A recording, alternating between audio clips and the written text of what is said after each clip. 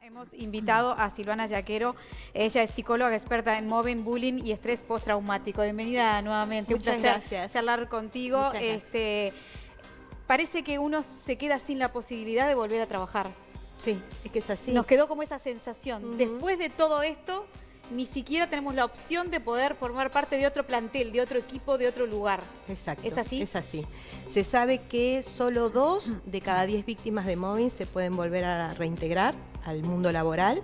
Entonces, por eso yo hace años que vengo trabajando en plantear otra alternativa que he ido construyendo, ¿no? Que justamente el abordaje, no desde la denuncia, porque no hay garantías como se ha demostrado en Uruguay hasta ahora, ninguna, sino que todo lo contrario, hay un proceso de revictimización secundario que termina con las personas con la vida prácticamente arruinada. Entonces, la otra alternativa es primero el abordaje terapéutico específicamente en MDR, porque lo que genera esto es estrés postraumático.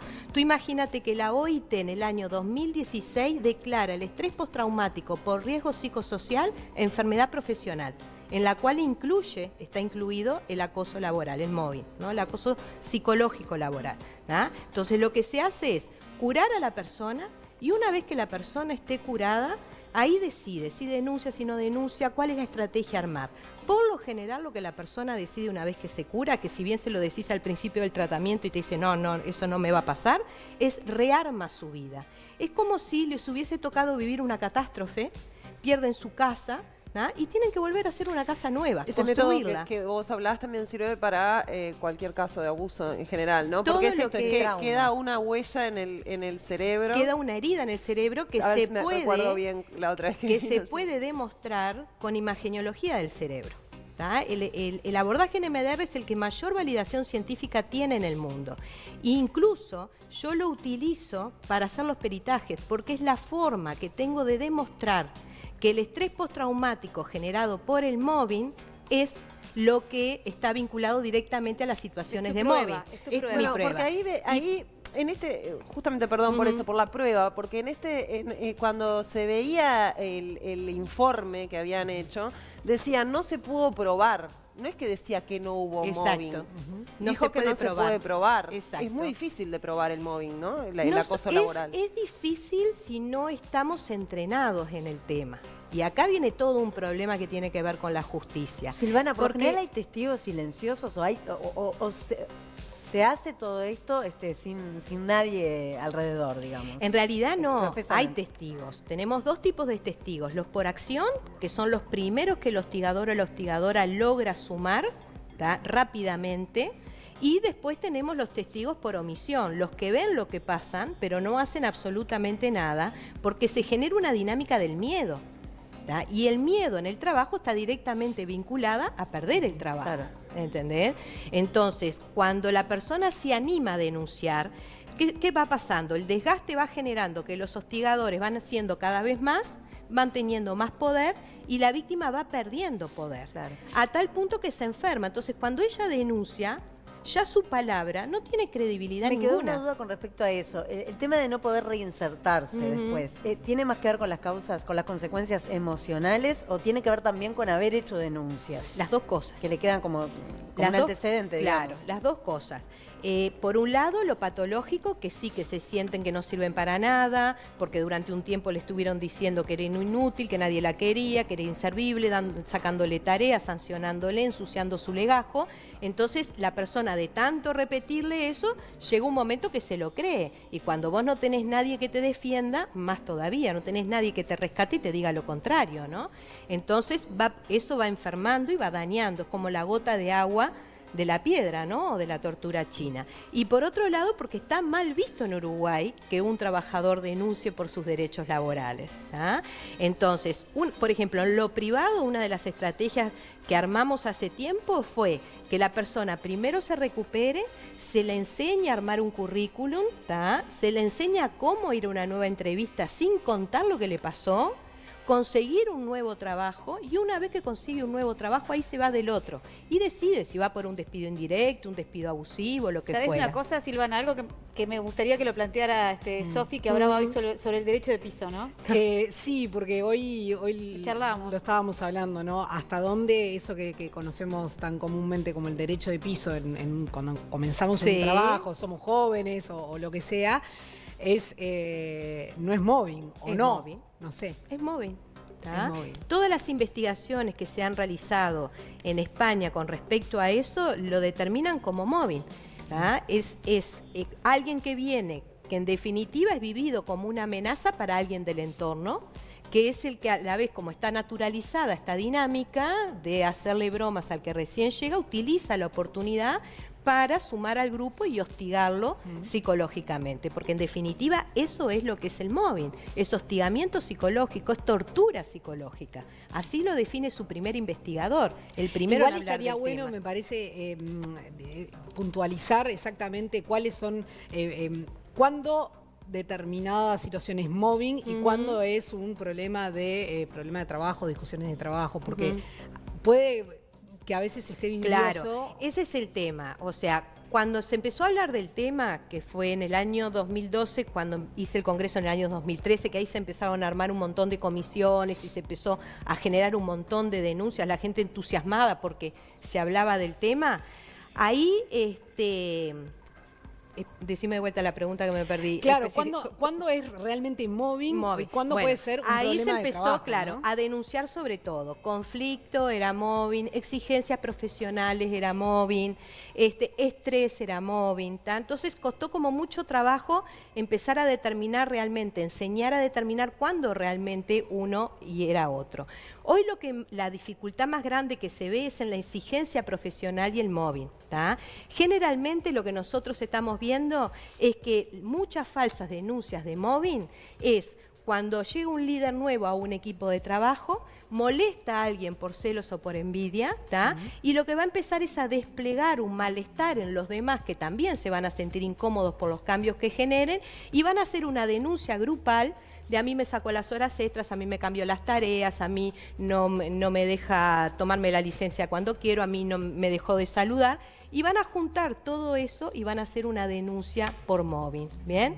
Eso es exigencias profesionales que en realidad son utilizadas al revés para generar una falsa denuncia. ¿Y hay un tiempo para eso? Sí. Digo, para esa falsa denuncia, porque digo, si pasa durante los últimos 5 años es un tiempo razonable, pero si pasa hace un ratito, como quien dice, capaz que no es considerable. Claro, en realidad ya Leyman, el primero que empieza a investigar este tema, hablaba de 6 meses de hostigamiento, ¿no? 6 meses, más de 6 meses. Exacto, eso no existe, no está legalizado y hoy todas las normativas que hay a nivel internacional lo sacaron eso. Sí, incluso puede ser un hecho puntual que perdure en el tiempo, por ejemplo, si yo te mando en penitencia un altillo sin tareas, es un hecho puntual pero te dejo ahí para siempre. Aislado, sí. Eso es mobbing, ¿tá? Pero puede ser también, que es lo que más se ve, lo sistemático y repetitivo sostenido en el tiempo, pero no podemos determinar un tiempo, porque si tú determinas un tiempo, encima que no hay pruebas, ¿tá? ¿Qué le vas a decir a la persona? Espera que podamos probar 6 meses, mientras tanto que te sigan hostigando, ¿entendés? Entonces, eso generó incluso que en un caso muy serio que hubo en Uruguay, que fui la perito de ese caso, como no había forma de tirar abajo el caso porque había un montón de pruebas, lo que hicieron fue utilizar la definición de Leyman para decir que no configuraba porque no había podido demostrar 6 meses de acoso. ¿Y qué era O lo que sea, pasaba en ese caso? En Para ese, visualizarlo. en ese caso lo que pasaba era que la persona se la había empezado a hostigar psicológicamente en el ámbito de la UTU ¿tá? Y era el director, porque lo vivía como una amenaza, porque había hecho determinadas denuncias, que había dejado en evidencia determinadas irregularidades en el centro, y bueno, se le reía delante de los alumnos, le rompía herramientas, le perdía herramientas, le bajaba la nota, no lo dejaba entrar a la clase, a la sala de profesores, hasta que un día aparece él denuncia, le piden, o sea, sancionan por abuso de funciones al director, le piden a esta persona, ¿qué hace el director? En vez de asumir el abuso de funciones, la suspensión que él tenía la sanción, hacen que trasladen a la víctima a una chacra era, ¿tá? Donde supuestamente iba a dar clase, que no tenía ni siquiera baño el lugar. Había vacas y pasto nada más, ¿tá? Tenía que tomarse 2 ómnibus y caminar 10 kilómetros bajo la lluvia muchas veces para llegar ahí, porque si no llegaba, se lo sancionaba por no llegar y se le abría un nuevo sumario, ¿tá? Fue un caso de terror, ¿tá? Pero bueno, se ganó en primera instancia y en segunda instancia, como pasa siempre, se trata de buscar con lupa el problema. Entonces, acá lo que nosotros tenemos que tener en claro es que por más que haya ley, por más que haya comisiones, Eso, por ¿qué más pasa que con haya... la ley que veíamos Claro, en el informe? pero por ¿Estás de más- acuerdo o no estás de No, acuerdo? ahora ¿La te voy a conocés? explicar, no estoy de acuerdo, sí la conozco. Por más que haya todo eso, si no partimos de la idea de que somos un país muy pequeño, donde todos formamos parte de estas dinámicas de mobbing, por acción o por omisión, ¿tá? Donde hay amiguismo, tráfico de influencia, miedo a perder el trabajo. Bueno, acá, mira, con ¿Cómo respecto vamos a esto- a plantear que algo sirva, no? Es Con muy re- difícil. Con respecto a esto, Silvana, acá dice un televidente, yo trabajo hace 15 años en multinacionales americanas y europeas y siempre hay una línea de denuncia.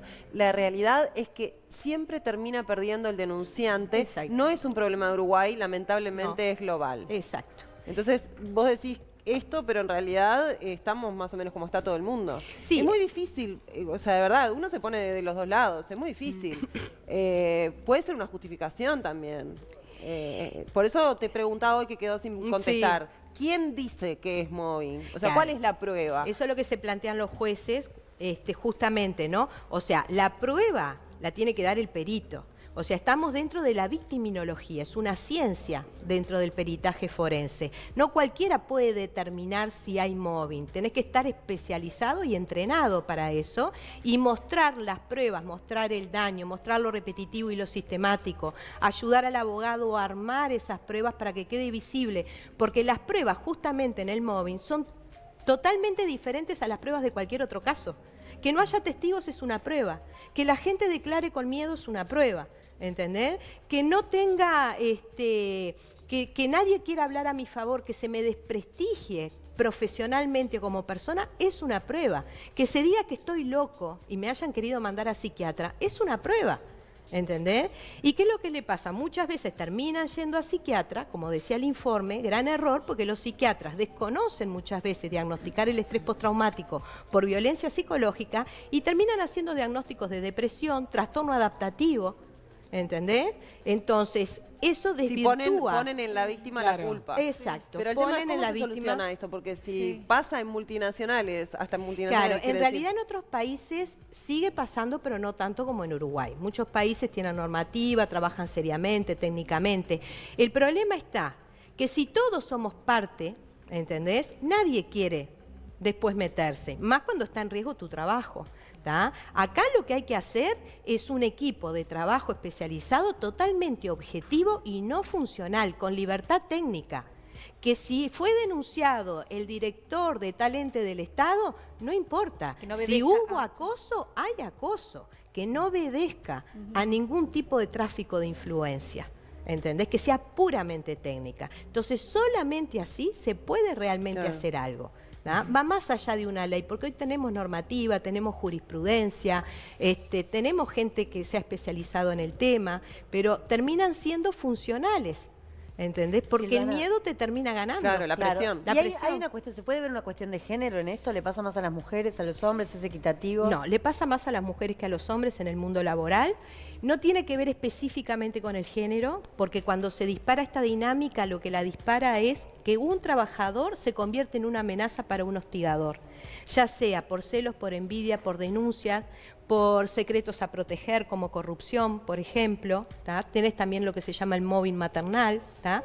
Tenés el mobbing profesional, que no es el que se da en el ámbito de una empresa solamente. el que ¿Mobbing se- maternal? Sí, ¿Qué es eso? cuando una mujer queda embarazada en bien. un ámbito, Ah, por ejemplo, de claro. una fábrica y se la empieza a hostigar como medida ejemplarizante para que las demás no se vayan a animar a quedar embarazadas. ¿Y pasa de hombres ¿tá? a mujeres o de mujeres a mujeres también? Pasa de mujeres a mujeres, de hombres a hombres, pero también en el mundo laboral, si una mujer tiene un cargo por debajo de un hombre que es un hostigador o tiene miedo que compita en el cargo y se convierte en una amenaza, puede iniciarla.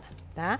Pero generalmente las que se suman más rápidamente a replicar, porque esto tiene que ver con el replicar rumores, lamentablemente somos las mujeres. Silvana Yaquero, ha sido un placer, como siempre, Por recibirte favor, acá y como siempre nos muchísimas enseñas un gracias. montón. Muchas Y gracias. vamos avanzando en estos Vamos temas. avanzando en estos temas. Muchas Ojalá gracias. se Siempre hay algo más necesita. para saber.